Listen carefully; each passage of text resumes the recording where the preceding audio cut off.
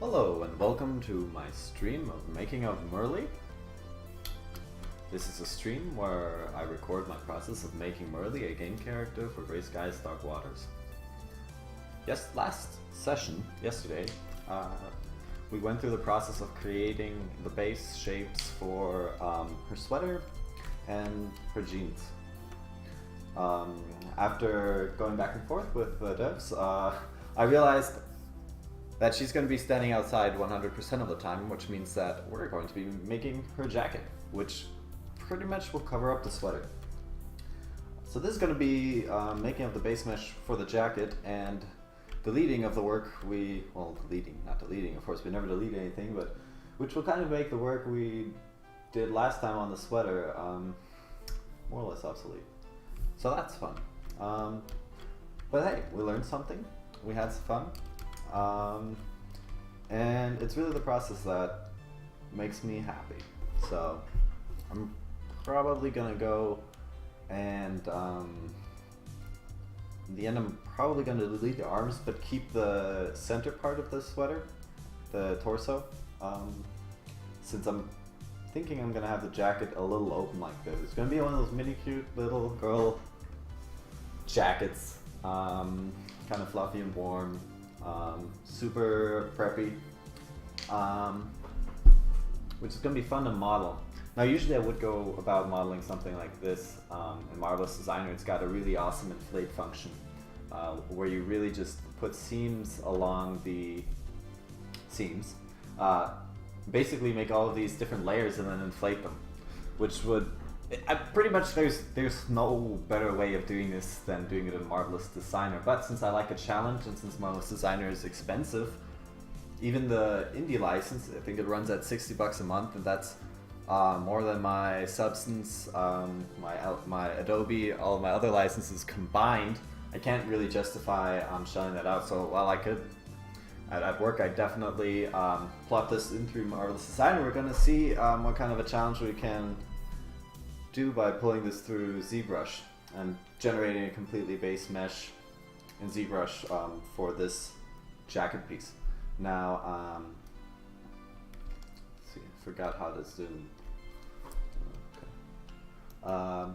The way I'm going to go about doing this is going to be to create polygroups for all of these different patches, and then use polygroup masking to inflate them and to create all these gorgeous kind of seams right here. This means I'm going to have to be very intentional about how I create the base mesh, since it's going to be the AO, alpha, omega, defining aspect of how I'll go about how the end result will look. So it's going to be nice and complicated. This reference has a fold down the middle, which visually I really enjoy seeing, but it's also going to present a unique challenge of how to fold that outward. Probably going to be a combination of masking and a little bit of Z modeling to get that fold to look right, since that's always a challenge, especially with game models, where you don't just have an infinite number of polygons to play around with. God damn it, how do I zoom? Okay, so how are we going to get started on this? I think I'm going to use the work I did yesterday on the jacket as a base and start drawing some topology on this going up to the neck. Turn off the hat and the hair. Let's see. What happened here? What?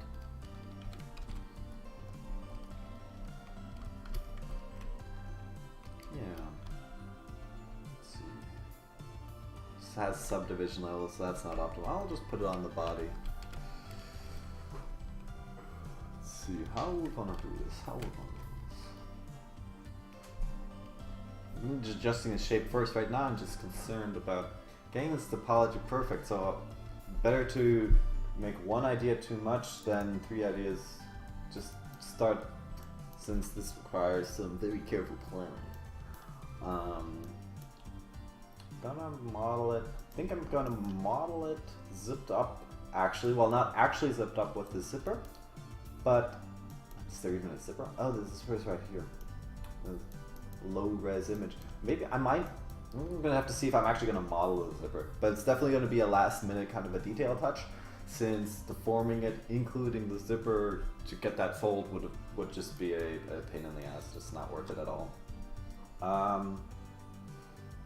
I'm gonna try and model it like this, get this basic shape here, kind of get different polygroups for that. That's 1, 2, 3, 4, 5, 6, 7, 8, 9 polygroups. Oh, well. We'll do whatever looks good. That's the most important part. I wonder if yeah, since this is going to be asymmetrical, I probably can't even, what's going on with that music here? It's totally just jiving my brain.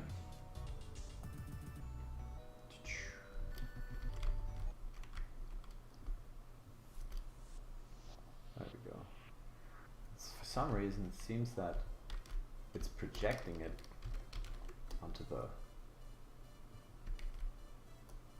onto my actual.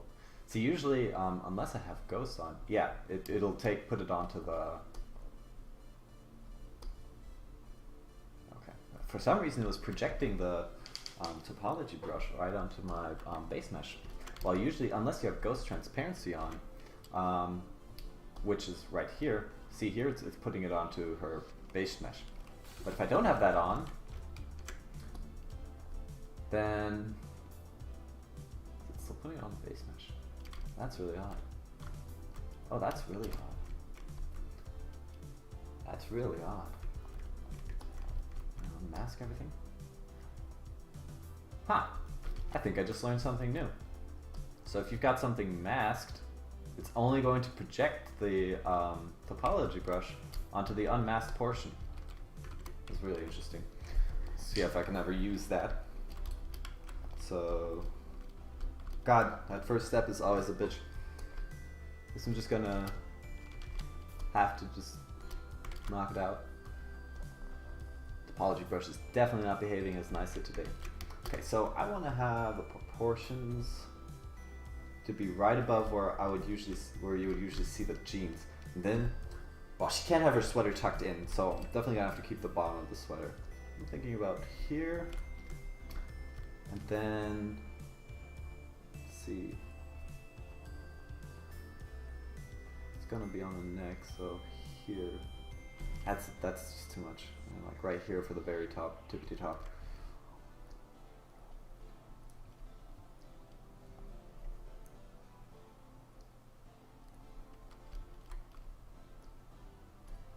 So one thing, as I was reviewing the stream phone yesterday that I noticed was that the music was way too loud. So I apologize for that. I did not realize how loud I had turned that music.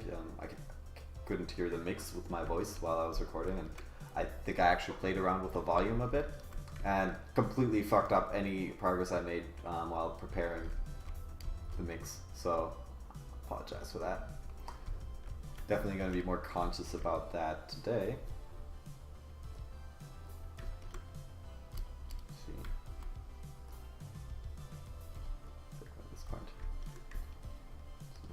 Straight line here. You can actually, there's a way to get a straight line.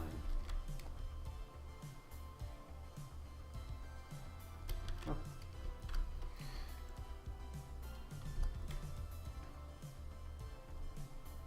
Yeah, that's the, get that one. So the reason I'm modeling it closed is so that the proportions of the jacket themselves, when I deform it, will be a little closer to a realistic, real life proportions. I think I'm actually gonna model it already kind of open and disconnected, because one thing that's really difficult to do, even with ZRemesher, which not ZRemesher, even with ZModeler, which does a lot. ZModeler has definitely changed my polymodeling workflow. Definitely, I don't need to go to Max as much anymore or Blender to fix up my models, and that's amazing. I love that. But one thing that is really difficult to do with it still is just to split edges. So if I modeled this together, like I would in pretty much any other program, and then split it afterwards, that would be just really difficult to do, obnoxiously difficult actually. So that's why I'm going ahead and modeling it separate, even though it might not be the optimal workflow. One way you can split, basically the way you would go about splitting it in ZModeler, is to bevel and create a giant bevel for all of this and then delete the polys inside of that. But that's way too many steps, and it's also, you need perfect edge flow for that bevel. So up here during this corner, where I want to actually model a square, that bevel would just hit the corner and keep going. And there would be no way to tell it to go around here. So yeah, it's kind of dumb that they don't have a solution for that in such a beautiful program, such a beautiful extension, integration thing. I'm trying to make this a face here, but it's not cooperating. There we go. Yeah, that looks good. Proud of that. And we've got this connection right up here. Thinking that I might actually have to oh shit.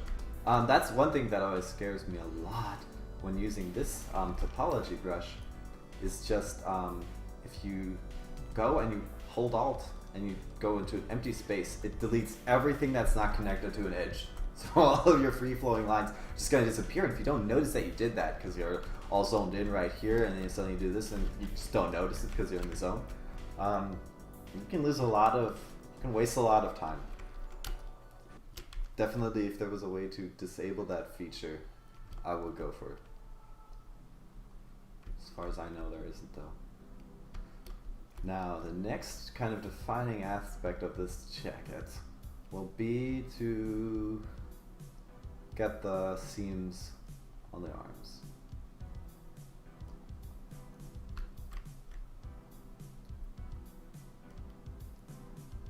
Because whenever modeling clothing, whenever modeling tops, the arm seams, if you build those into the topology, they will save you hours of work.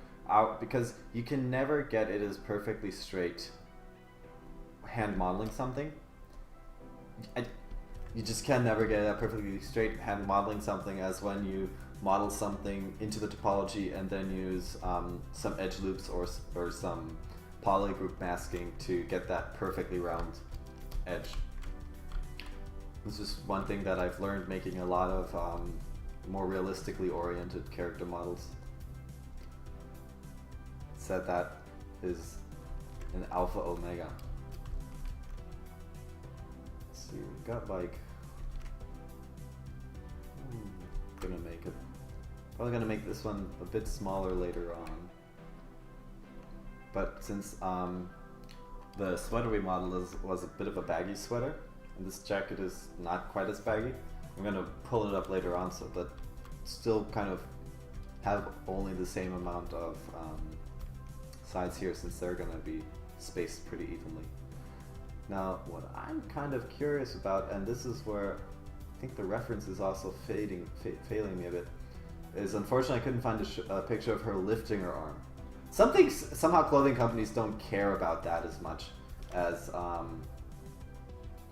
as just when portraying their clothing is like, I want to see what she looks like when she lifts her arm. Because, okay, even say I wasn't a 3D model and interested in it for just the pure modeling perspective, when I am wearing a jacket and I lift my arms, I don't want everybody to see my belly button. Like, that's embarrassing. And I don't know, maybe some people are into that. Maybe I don't want to judge. It's perfectly fine if you're into people seeing your belly button when you lift your hands, but I just prefer to have more control over my wardrobe. And lifting my hands, you know, that's a really important thing for me when considering buying a product. How can people not post pictures of people demoing their clothing in lots of strange, awkward, large positions? Okay, this is some nice spacing. Definitely happy with that. I'm going to polygroup it later, obviously, after I create the actual mesh and a bit more resolution. Pull this over here. Now I'm considering, wondering if I need to add an edge loop around the arm, but I think I'm gonna leave that just so that I can model it better, because an edge loop could mess up the polyflow here, since it's not the way it's actually constructed. So I'm gonna like right here. Yes. There we go.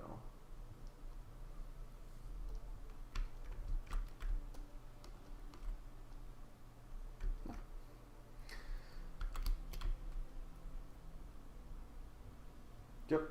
So that kind of solved the arm up issue. I think that's, if I were to construct and design a jacket, not that I have any fashion design experience, unfortunately, which, I mean, it sounds really fun, but I would probably make it go like this. So, and since I don't think any of the animations in the game, at least I highly doubt that any of them will have her lifting her arm, I think we're good.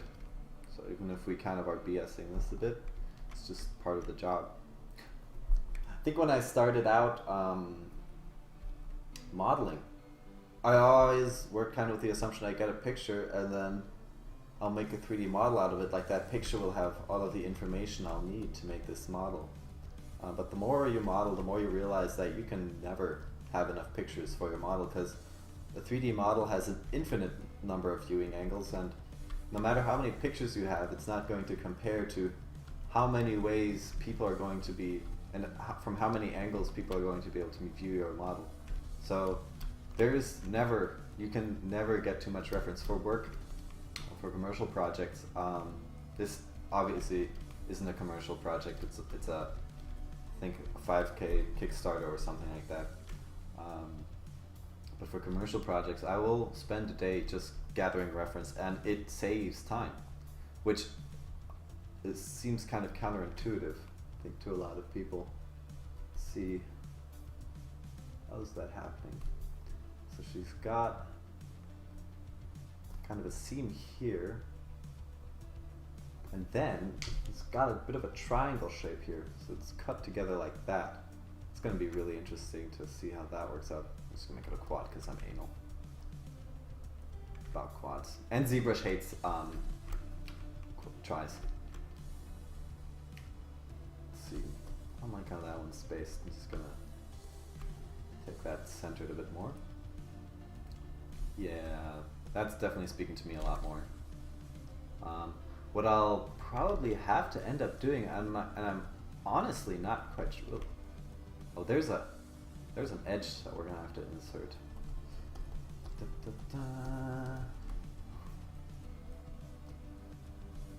It's gonna have to flow through here, babies.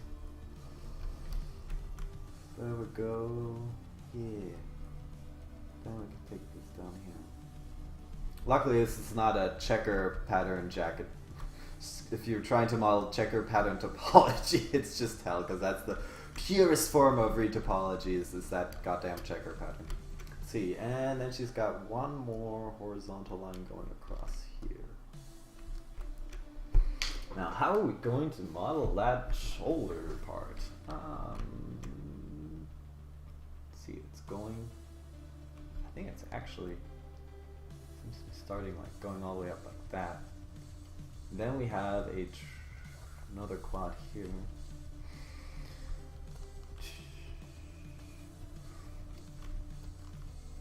So it's kind of funny because the glorious ZBrush image in one's head when one imagines modeling everything in ZBrush is these super high detail sculpts.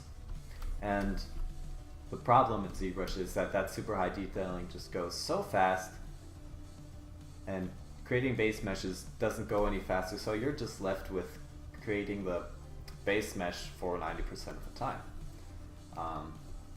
And digital art becomes more of a perfect digital base mesh creation kit. Unless you're doing more of a stylized look, in which case it's not as important to have that perfect base mesh. You can go get away with a lot more Dynamesh and ZRemesh, but even so, never get enough of that base meshing.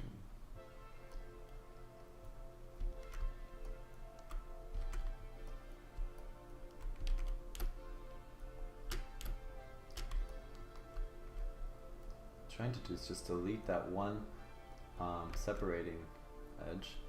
Now it's not making me my... Oh, goddamn you. There we go.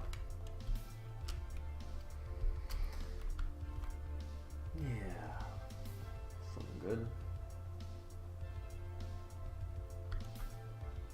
Same thing on the other side. Since we have symmetry off, to get this diagonally zipper, I have to model both sides, which I guess we get kind of spoiled with ZBrush and not having to do that usually anymore. Ah, why is there a triangle there? It's because I didn't model it the way I thought I was going to. Just like that. Now it's going all the way across. Let's see, do I have the same amount of 1, 2, 3? There's going to be another one coming in here from... I'm going to have to add another one on this side because this side we've got that one extra edge loop coming from the split here, and this side is not going to have that same split. So I'm just going to add an extra one in there for kicks, shits, and giggles. There we go.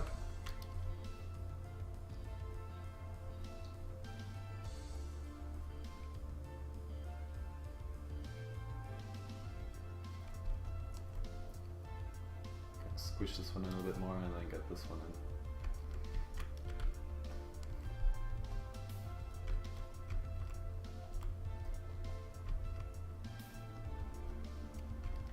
I like that flow. It's got more along the sides, a little bit of an opener, less visual noise in the middle. And a lot of that can already be just set with the topology, because when you're starting to add noise and resolution in sculpt, obviously you can control it by adding so many vertices that it's really only defined by where you're sculpting. But the amount of large and small detail you can already define by the density of your topology. And that's something a lot of people just seem to neglect, is that, I mean, sure, you can subdivide until there is nearly no difference. And I say nearly because there's always going to be a slightly higher noise, a slightly higher level of visual noise on your model in the places where you've got more polygons, simply because the brush, it will be crisper. Even if it's not visually distinguishable anymore, it's going to be crisper in the areas where you've got more geometry. So it's a good idea to start kind of, even when generating the base mesh, visualize where you want to have the high frequency details. And for me, it's usually along the sides of the model, so that you pull out the center a bit more, and that people's eyes can kind of get drawn to the silhouette more, which is also more like the defining aspect of the model. I mean, a lot of this is just some sort of intuitive artistic theorization. But that's what art is everybody kind of trying to figure out how their own sort of BS theory, and there's objective theory, there's BS theory. It kind of goes over into another. In the end, it's just about intuitively building that thing that you're trying to communicate.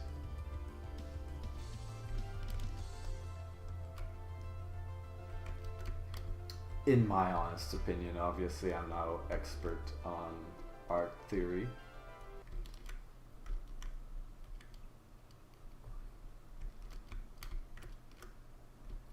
What happened? Oh, did you forgot an edge loop?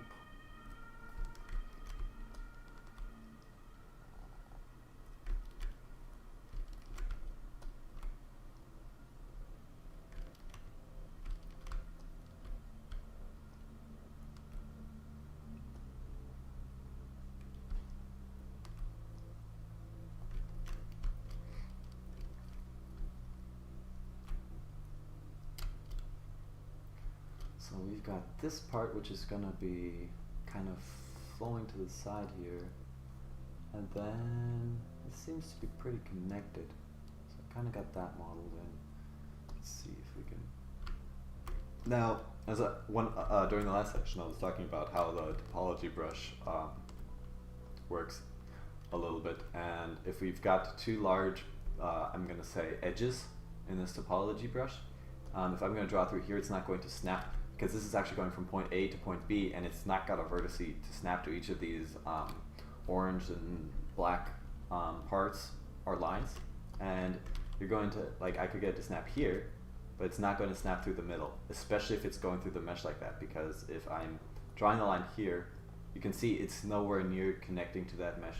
So that's one thing, if you want to have the topology brush not be as annoying to work with, you're going to have to consider that. And consider what kind of a resolution, and this resolution is set by your brush size, what kind of a resolution you want for your topology brush. I'm just adding an extra edge loop here, by the way, because I dislike having the topology flow changed by only a single edge. So often I'll just add a double edge to get the flow to adjust better, since that's also going to help ZBrush in smoothing the model later. And see, what just happened here is I tried to exit out this edge by pressing Alt, holding and drawing through here, but it didn't connect, so it exited out all the free edges. And if I hadn't noticed that, I would now have lost a lot of information about my model. So I'm going to actually hold Alt and pull it through here. There we go.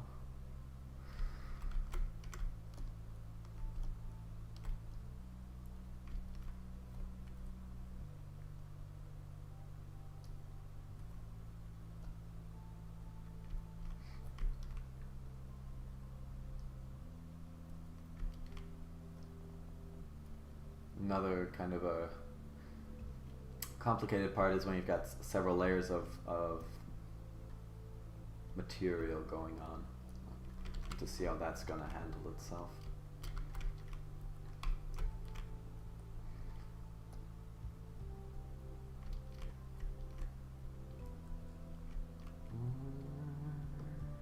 I'll pull this over here, look on the other side.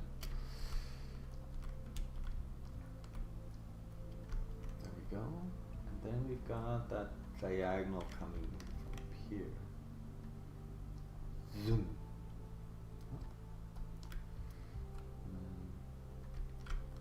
Connect this.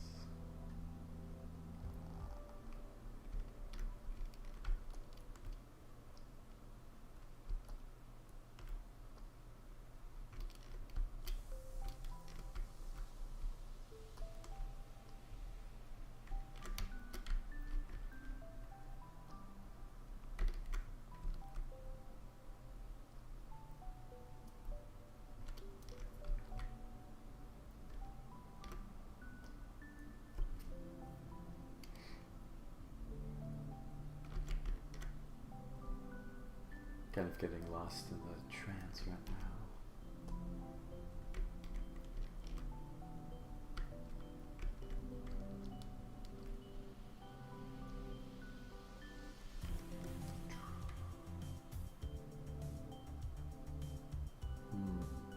Wondering whether to add another piece there or just to see what do we have here.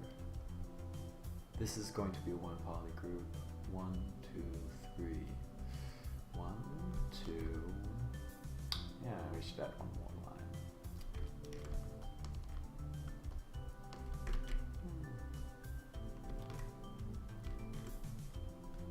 Oh, see, exactly.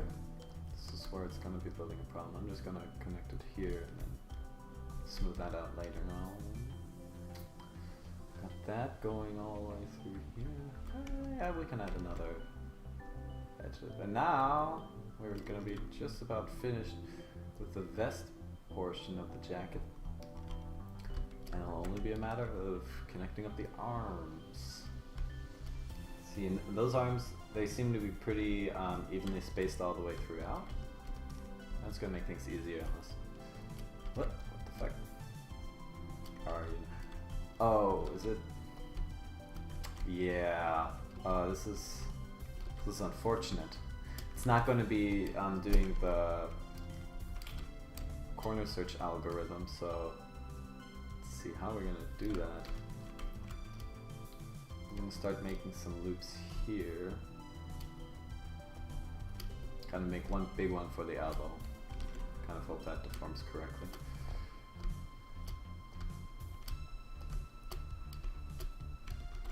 then what's going to be a little complicated is going to be trying to get these edges to connect up. I might actually have to, in the end effect, go with a bridge.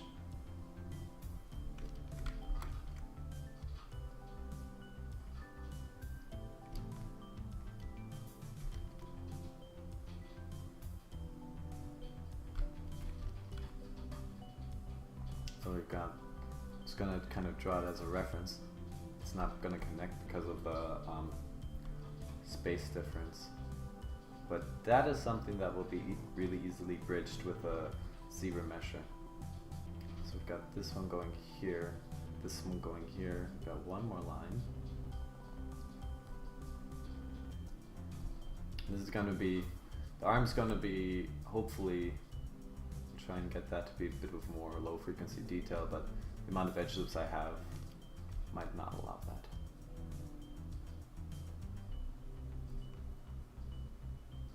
Oh, that one actually connected because it's so close to it.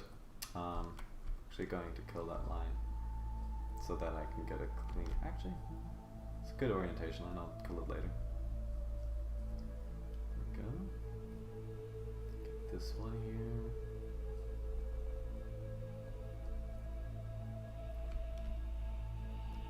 Ah, seems like if I start directly on the vertice, it'll connect automatically, which is more than optimal. That's perfect. Yeah, and it'll just snap down. Perfect, perfect, yes. There we go. We actually won't need to bridge it at all.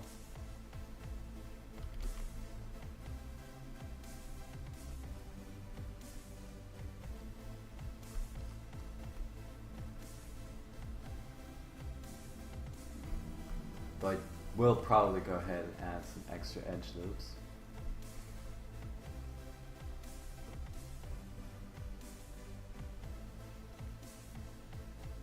Project that onto here.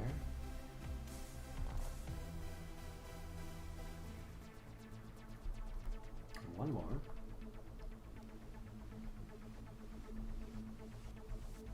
I guess what I should have maybe done is turned on symmetry just for the arms, but it still wouldn't have helped with connecting them. So I'm fine with doing things twice. It's not as efficient as it could be, but hell. There we go. Added one more edge loop there, but I don't think I can make it much further up.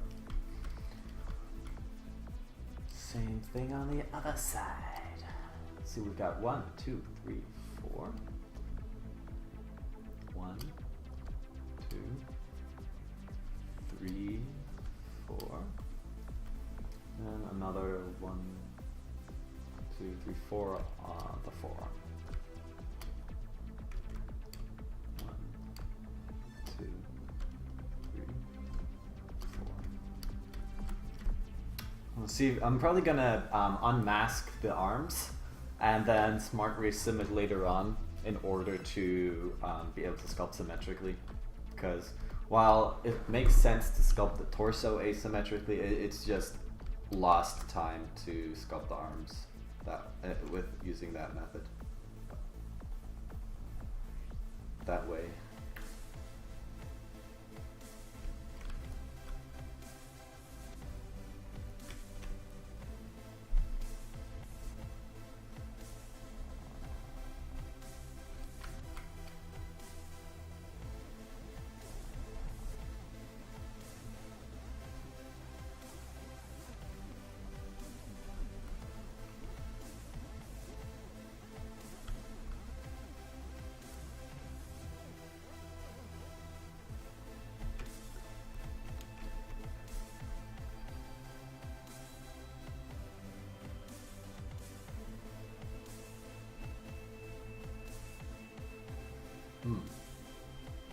Oh, that's it. It's happening.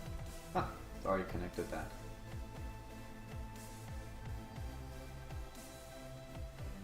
Now later on, I'm gonna be probably debating. I'm most definitely not gonna bait this at all. I'm gonna be adding more loops around the elbow because elbow deformation is one of those things, one of them things.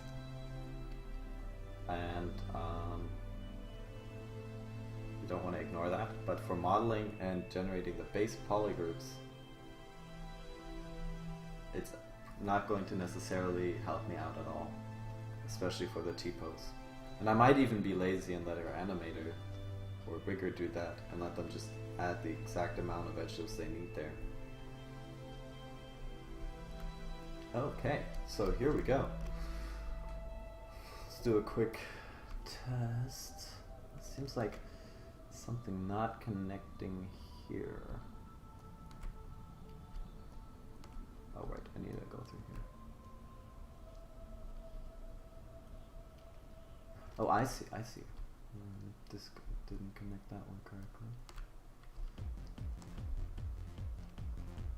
There we go. What's that?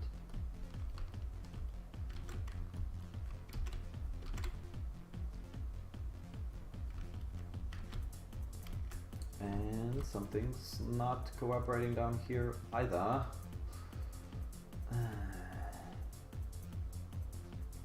Why?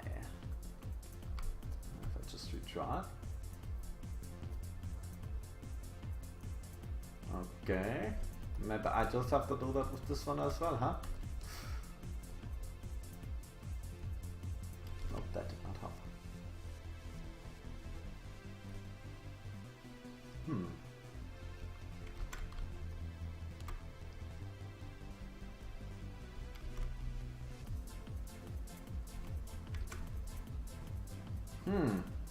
This is not cooperating. Ah, there we go. Ah, but now this one isn't. And this is the pain of the topology brush. Is that these holes. It doesn't want to fill them.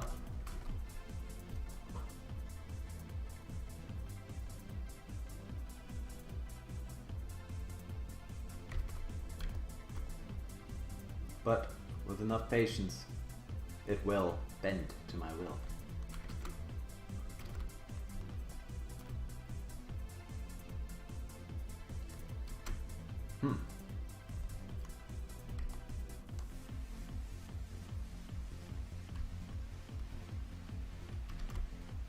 Maybe this one needs to get redrawn now.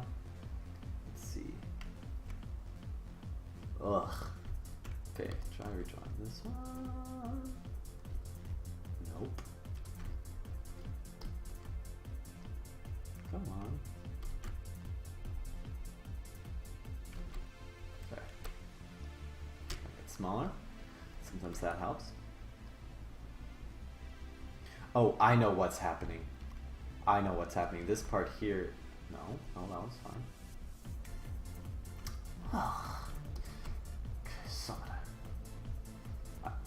There are moments in my life where I just wish I could curse in Japanese. This is one of them.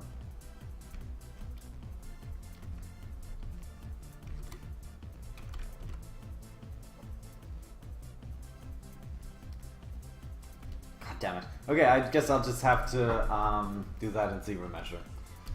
It's not gonna cooperate today, that's fine. I don't need you or any other man. Okay, yeah, that looks good. Split on max points. I'm going to do an undo here, just so I have this active and start working with here and see if I can polish this crap up.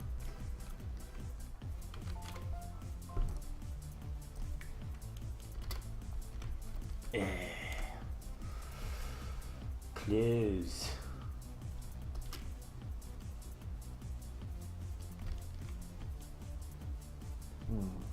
That's a pain. Nope, definitely not happy with that.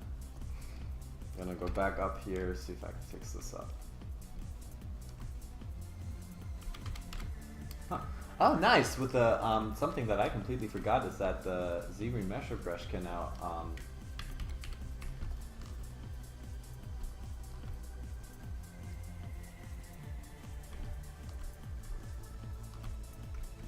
there we go.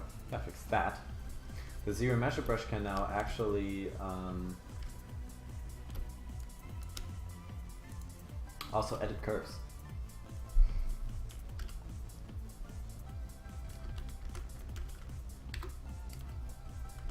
hype about that. And I'm gonna close this, and then that's another thing is the close. Even if it's a quad, it's not gonna actually just make a quad here, which is what I want. It makes this awkward thing, and then I have to merge and delete edges, which is just a bitch ass thing, but it's still a little bit less work than taking it to max, so I put up with it. But yeah. Oh, and we forgot. Okay, let's see if I can just split this edge and then take this down there. Oh, and the same here.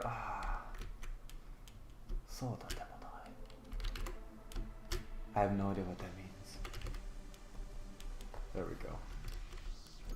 These need to match up, and then this might need to get extruded out there somehow, but I do not have the know-how of how to do that. Let's see, what does it look like here? We've got the zipper. No, and then it just goes right above, and then we're fine. Yeah! Seems like we got this more or less done. Some move topological so that I can move this underneath and stitch it up. Ooh, I might need another edge loop here, but that could be a problem actually. No, it's actually we can insert one. Oh, it's going that way. Well, that's unfortunate. See, I want it to go around here. How am I going to redirect that edge? Maybe if I split it, let's see, and then actually delete this edge. I can move that topology flow. Oh, now it's going that. Why is it not going around here? This would make perfect sense. Oh, I think I need to split it again. God damn it.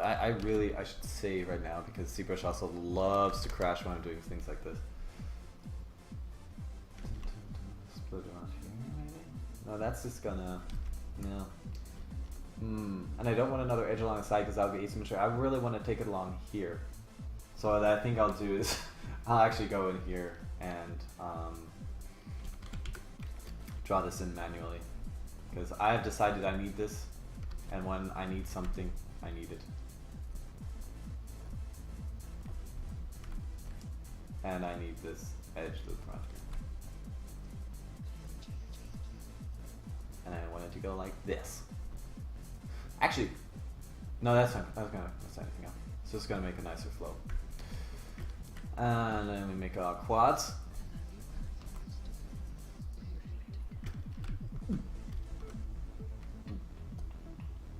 Make up the quads.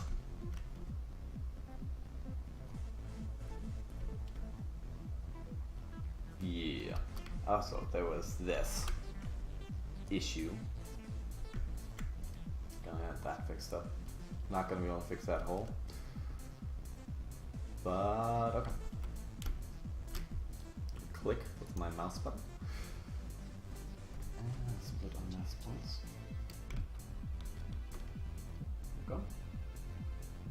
So this is the old one. Now we've got an extra edge loop in there. I'll delete this. It's very scary, but as you might have noticed, I have a hotkey for delete. Very.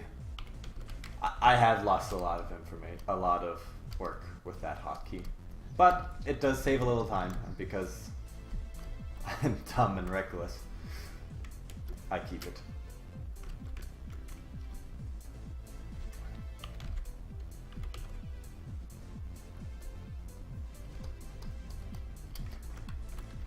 I'm gonna do a slight polish over everything here.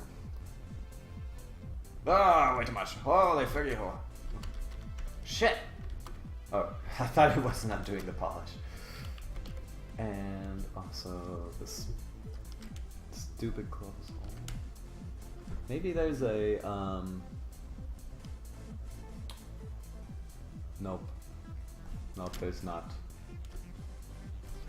Converge to center, converge to edge.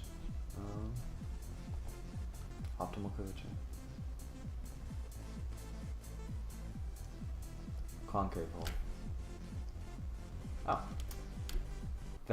So what I was doing before was using the cool convex hole feature where you actually pull out the hole in the cool zero measure way.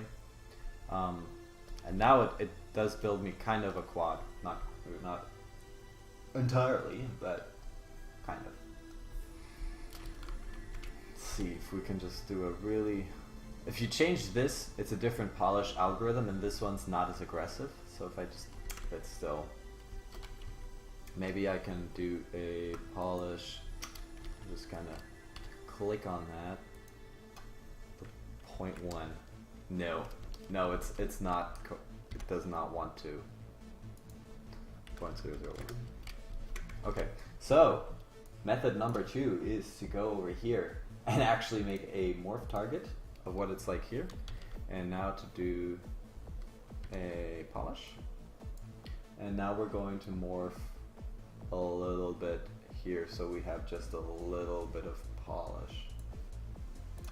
There we go. So I'm not gonna let you get me down with your too much polish. A lot of this, what I'm doing, is not something that ZBrush was initially really designed to do, so I'm absolutely forgiving with the fact that I don't know, it doesn't polish low resolution meshes that well, because this is a program which was designed from the ground up to be working with billions of polygons, and right now I have a 426. So it's absolutely okay. I do not have a problem with it not polishing. What I can do, what I should do right now is to redo my symmetry.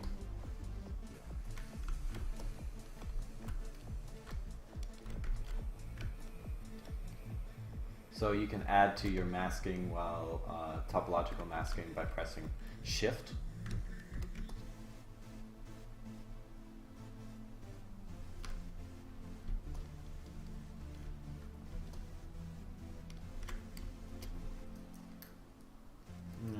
Drink something real quick. Kind of dry throat. Maybe that's why my voice is going so low.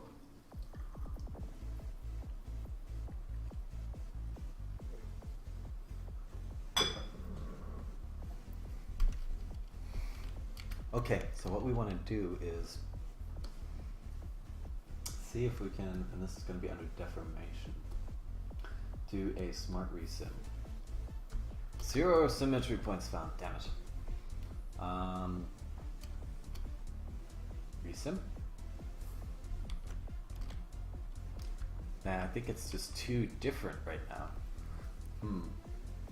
Well, seems like drastic measures call for drastic things. We're gonna hide the points, switch this, do some auto groups here, and oh my god, what are you doing, David? What are you doing? What are you doing, David? You really want to delete that? No, we don't need to delete that. Yeah, we need to delete that because the torso is asymmetrical. And then delete hidden. What we're going to do now is take this,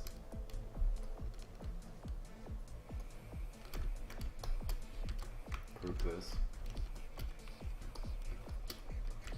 split unmasked points, go down here, mirror and weld, go up here, merge down. Oh, goddamn ProRef. Okay. There we go. Now what we have, fuck. Oh, I see. Delete him.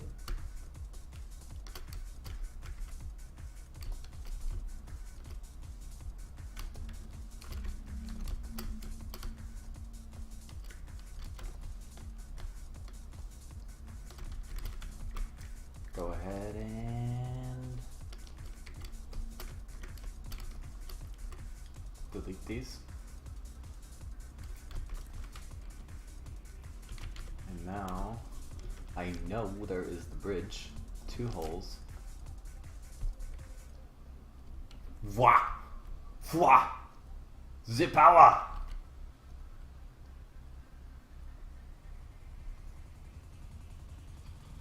The power! The power of the Ramesha! Smooth this out of it, and now, we have symmetric arms. You can take this, inflate it a teeny tiny bit. Now we can start sculpting.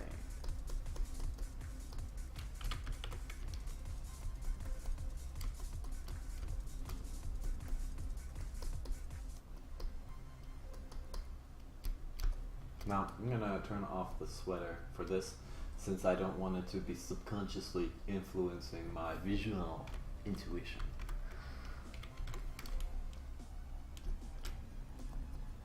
Got my new topological on here. When I go with the torso, it's going to be one of the challenges of working on this jacket is always being aware consciously of whether I am in have X-symmetry on or not.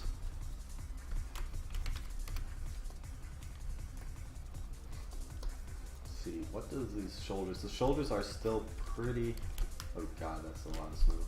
Shoulders are still pretty close to the figure.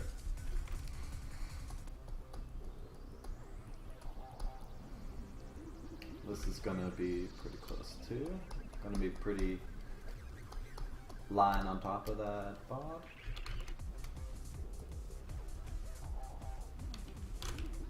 Pull this out a little bit. Definitely want to have a bit more of that shoulder silhouette.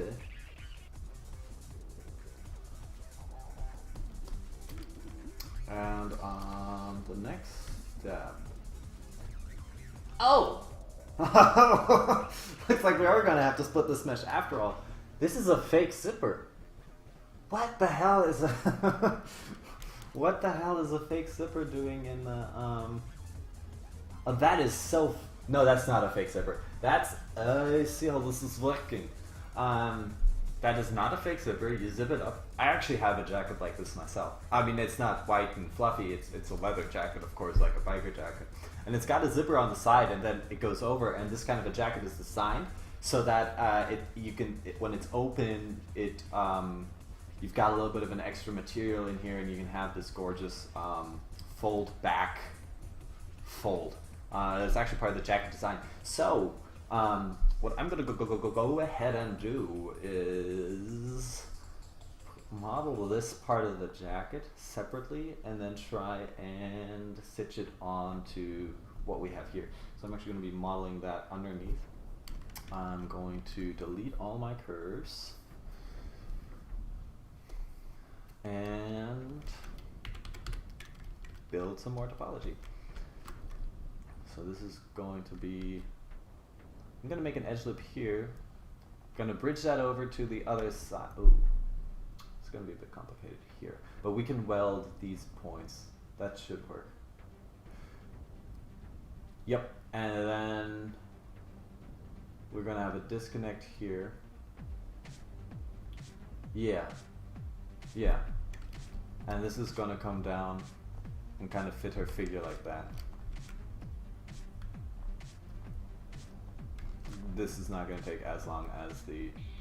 Oh, and I want to make sure to get the edges lined up perfectly with this right here. Let's see how long I'm going to be recording. Oh, we've got time.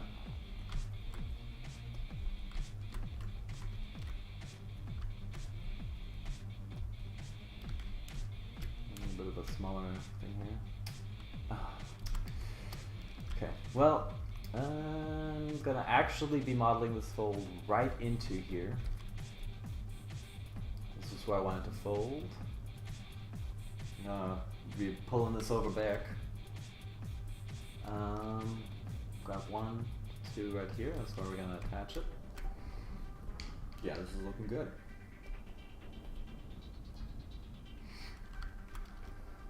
This is something that gets me super excited. Is these kind of like topological nightmare scenarios where you're just like, oh, I'm getting the jiggles, man. just like making overlapping clothing layers, modeling them out, and then sculpting them out, and making sure the topology works. And oh my god, oh my god, oh my god. Here we go, here we go. I'm so excited to see if this will work. Okay, so we've got this. We're gonna go ahead and I don't have it in mind. Merge down, okay. So now, see, I'm gonna do a save because it's definitely uncharted territory here, and I'm not sure which kind of functions would cause ZBrush to crash. No, it's not gonna. Oh fuck! Wow, we're just gonna have to do this the hardcore mode. Yes, I am manually stitching this up. I am sewing in ZBrush. Observe my seamstress skill set as I am stitching these points. And oh my god, if I had one ZBrush request, well no. If I had one ZBrush request, it would be to be able to split and unsplit just edges. Oh, fuck. First point, second point. First point, second point. I'm doing a dance. First point, second point. Oh fuck yeah. First point, second point. Oh fuck you. First point, second point. There we go. No. No. First, I'm gonna set my edge to do nothing. First point. Second point. One more to go. Here we go. We can do this. Oh god. This one's hidden underneath. What a challenge. This is getting hardcore. First point. Can we do this? Can we do this? Second point. Yes! Okay, we have an overlapping jacket. I've gotten way too into this. Kind of isolate this. Get a rect. I wish I could turn that off. God, I fucking turn it. There we go. There we go. And this we can polish just a tiny bit. Oh nope, we cannot.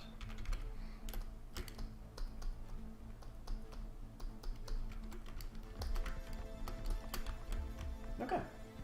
Now we've got the basic topology down. The next big step is gonna be, no, the shape doesn't have that big of a rack. But the next big step is gonna be polygripping everything, and this is gonna stay one polygrip. You know what? I think I'm gonna do, since we've got the base topology for the jacket now.